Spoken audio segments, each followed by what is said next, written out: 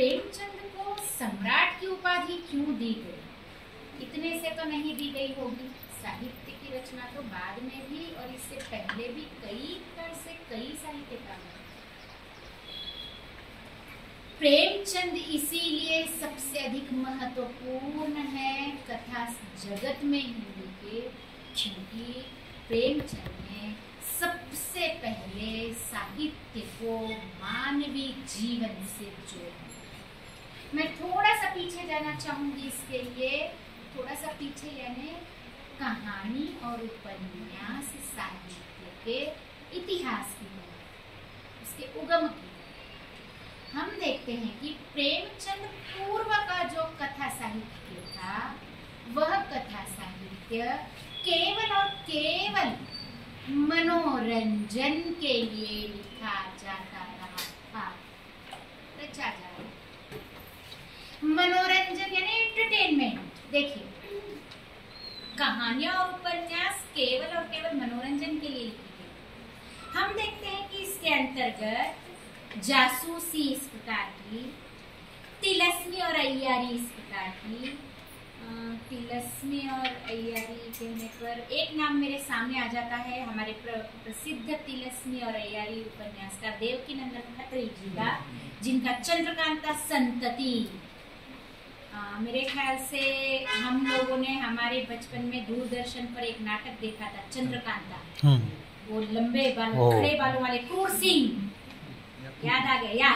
ये तिलस्मी और अय्यारी क्या होता है, तो अचानक से आदमी कोई घोड़ा गधा आदि में परिवर्तित हो जाना, एकदम से गायब हो जाना, एकदम से कुछ तो हो जाना। यहाँ था भी, यहाँ आदमी था तो एकदम से बिल्ली बन गया, एकदम से घोड़ा बन गया, गधा बन गया। ये है तिलस्मी अय्यारी, इस प्रकार के चमत्कारिता जिसमें प्रमुख होती है। और जासूसी तो आप लोगों को मालूम है, गोपाल राम गहमरी हमारे सबसे प्रसिद्ध जासूसी उपन्यासकार हैं।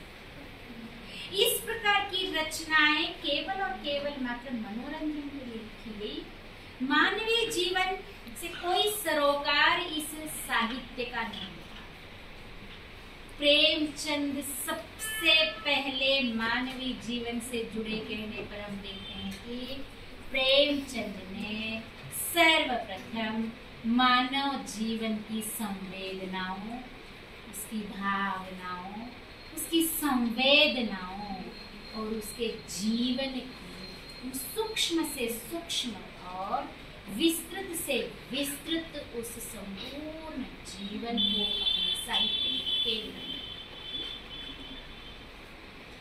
अब मानवीय भावनाएं, संवेदनाएं क्या होती है तो आपको बतलाने की जरूरत नहीं। आप साहित्य के छात्र होने वाले हैं, क्योंकि ऑप्शनल जाएंगे तो आप थर्ड ईयर में आप साहित्य लिटरेचर। साहित्य क्या है तो बहुत सरल और सुंदर व्याख्या है। साहित्य समाज का दर्पण होता है।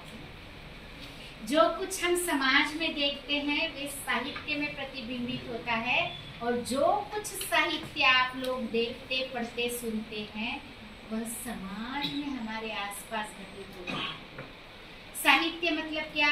साहित्य मतलब ये विधाएं नहीं है। देखिए, पिक्चर, नाटक, एकांकी, आप जो लोग देखते हैं ना, सब कुछ कभी ना कभी जब हम कोई कहानी पढ़ते हैं, कोई कविता पढ़ते हैं, कोई लेख पढ़ते हैं, तो ऐसा लगता होगा कि अरे ये पात्र तो मेरे आसपास हैं, या फिर ऐसा भी हो सकता है तो ये कहानी कभी मेरी भी थी, या मेरे साथ भी ऐसा कुछ घटा हुआ है, या मेरे आसपास के लोगों के साथ घटा हुआ है। जब ऐसा होता है तो सफल साहित्य होता है। एक छोटा सा उदाहरण दूंगी। हम पिक्चर देखने जाते हैं थिएटर में, पिक्चर देखते हैं, 3 घंटे का पिक्चर, जब 3 घंटे तक लगातार हम उस दुनिया में खो जाते हैं, हमें बाहर का कुछ याद नहीं रहता है, तो हम उसके साथ एकाग्र हो जाते हैं। बाहुबली अभी की, मैं ज्यादा पिक्चरें नहीं देखती, मैंने 3 इडियट के बाद बाहुबली देखा था।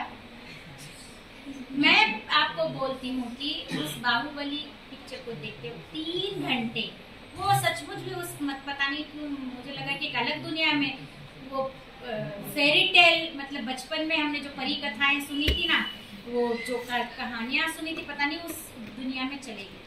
हम पिक्चर देखकर जब बाहर निकलते हैं तो आप लोग देखते होंगे, सुनते होंगे कि आसपास के लोग बोल रहे हैं, बड़ी बोर पिक्चर थी, मुझे तो नींद आ रही थी, ऐसा लग रहा था कि कब कब उठकर बाहर जाऊं। क्या पिक्चर, क्या डायलॉग्स, क्या कोरियोग्राफर, क्या अर्थात उसका मतलब हीरो हीरोइन के मतलब क्या संवाद, क्या गाने थे, क्या आदि आदि आदि जब चलता है ना, और क्या पिक्चर थी जब हम सुनते, तो ये होती है उसकी सफलता। हम एकाग्र हो जाते, हमें याद नहीं रहती बाहर की दुनिया, ये है उसकी सफलता। ऐसी सफलता होती है हमारे कलाओं के प्रति। जब मूर्तिकार अपने मूर्ति को लेकर अर्थात उसको जब गढ़ता है, सुबह से रात हो गई, उसकी हथौड़ी छेनी लेकिन नहीं रुकी। कोई चित्रकार अपनी चित्रकारी कर रहा है और कब सुबह से शाम हो गई रंगों में उसे पता नहीं चलता। हम भी जब कोई लेकर बैठते हैं किताब और हम डूब जाते हैं, वह कहानी, उपन्यास, नाटक छोड़ने को मन नहीं करता। वो होती है साहित्य की सफलता, कला की सफलता और उस कृति की सफलता। प्रेमचंद ऐसे ही कलाकार, ऐसे ही कृतिकार और ऐसे ही साहित्यकार हैं। अगर आप उनकी रचना लेकर बैठेंगे ना, आप छोड़ेंगे, और यही है उनकी सफलता। हम देखते हैं कि प्रेमचंद मानवीय जीवन से सबसे पहले जुड़े, मानवीय समस्याओं को उन्होंने लिया।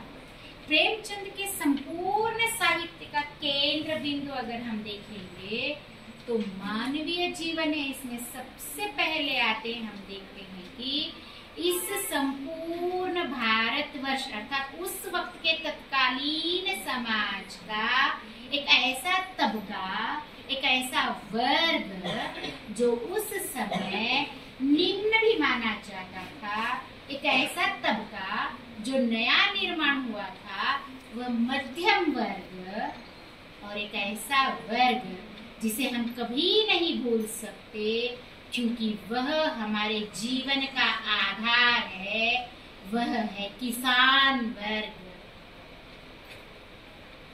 उन्होंने नारी की समस्याओं को सबसे पहले अपने साहित्य में लिया। मैंने बताया ना आपको, निर्मला, प्रतिज्ञा, ये उनके दो उपन्यास जो है वे अनमेल विवाह, विधवा विवाह समस्या, बेमेल विवाह की समस्या पर आधारित है। देखिए, बेमेल विवाह क्या होता है? 80 साल के बूढ़े से 8 साल की छोटी सी बालिका का विवाह। उस वक्त के समाज में ऐसे विवाह हुआ करते थे।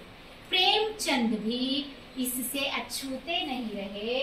माना जाता है कि प्रेमचंद का पहला विवाह जो उनके बचपन में हुआ था बेमेल था। इनकी जो पत्नी थी पहले, इनसे बड़ी थी आयु में और मानसिक तौर पर थोड़ी सी यानी बराबर नहीं थी। टिक नहीं पाया, वह विवाह असफल रहा। और प्रेमचंद देखिए, स्वाधीनता आंदोलन के अग्रणी साहित्यकार हम उन्हें बोल सकते हैं क्योंकि जितनी भी समाज सुधार की बातें हैं वो बातें उन्होंने नहीं की तो अपने साहित्य के माध्यम से संपूर्ण समाज में उसे लाने का प्रयास किया।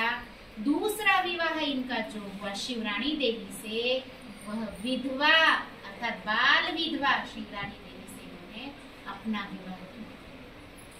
सुधार घर से होता है, सुधार बाहर से नहीं होता। प्रत्यक्ष अपने जीवन से बताया प्रेमचंद ने। प्रेमचंद ने इन सारी समस्याओं को नारी के, देखिए वैश्या समस्या को तो बहुत गहरे रूप में लिया उस वक्त। आज हमारे पास ट्रेंड है, विमर्श के रूप में आता है। उस वक्त उन्होंने इस प्रकार के इन समस्याओं से उपजी हुई उन सारी परिस्थितियों का अपने साहित्य में बहुत ही अच्छे और यथार्थ ढंग से उसको प्रस्तुत किया। आदर्शोन्मुख यथार्थवादी अर्थात माना जाता है साहित्य का। देखिए, आदर्शोन्मुख यथार्थवादी। अभी आदर्श और यथार्थ क्या है? आदर्श होता है होना चाहिए, होना चाहिए। नांदेड़ बहुत ही सुंदर, स्वच्छ, पवित्र शहर होना चाहिए, क्योंकि यथार्थ अभी क्या है? यथार्थ यानी जो हम हमारी खुली आंखों से देखते हैं, जो हकीकत है, वस्तु स्थिति है, अभी अभी। आदर्श तो ख्याली पुलाव है, होना चाहिए, बराबर। और इस प्रकार से हम देखते हैं कि आदर्शोन्मुख यथार्थवादी, इनका साहित्य इस प्रकार से यथार्थ से आदर्श तक अपने आप चला जाता है और समाज में आदर्श की प्रतिष्ठापना करता है। तत्कालीन देश के उस समाज को, तत्कालीन देश के उन सामाजिक, राजनीतिक, ऐतिहासिक, सामाजिक परिस्थितियों को, समस्याओं को लेकर लिखान करने वाले प्रेमचंद साहित्य जगत के अनमोल रत्न। हमारे साहित्य में एक यानी उक्ति प्रसिद्ध है कि उस वक्त माना जाता था कि फॉरेनर यानी विदेशियों को अगर भारत जानना है तो आपको यहाँ आने की जरूरत नहीं है, आप प्रेमचंद को पढ़ लीजिए, आप भारत जान जाएंगे। भारत के संपूर्ण दर्शन आपको उनके साहित्य के माध्यम से हो सकते हैं। इतना सशक्त लिखान करने वाले ये अजरामर साहित्यकार, स्वाधीनता आंदोलन में उनका इतना बड़ा योगदान रहा। इन्होंने जब 14 वर्ष के बाद अपना लिखान कार्य शुरू किया और जब सबसे पहले इस प्रकार सोजे वतन के उन्होंने उन रचनाओं को देशभक्ति पर लिखा, तो माना जाता है कि अंग्रेज सरकार ने सारी उनकी कृतियों को जला डाला, बैन जिसे कहते ना वह लग गया और इस प्रकार से लेकिन तो भी लुकते छुपाते इन्होंने अपना लेखन कार्य निरंतर जारी रखा। स्वाधीनता संग्राम में अपने साहित्य के माध्यम से अप्रत्यक्ष क्यों नहीं, लेकिन इन्होंने जगह जगह हर एक रचना में आपको एक तो वाक्य, एक तो पात्र, एक तो चरित्र, एक तो घटना, एक तो प्रसंग और एक तो क्षण इस स्वाधीनता आंदोलन से जुड़ा हुआ जरूर है। और यही है इनकी सबसे बड़ी उपलब्धि, एक साहित्यकार की उपलब्धि। अगर समय हो रहा है सर तो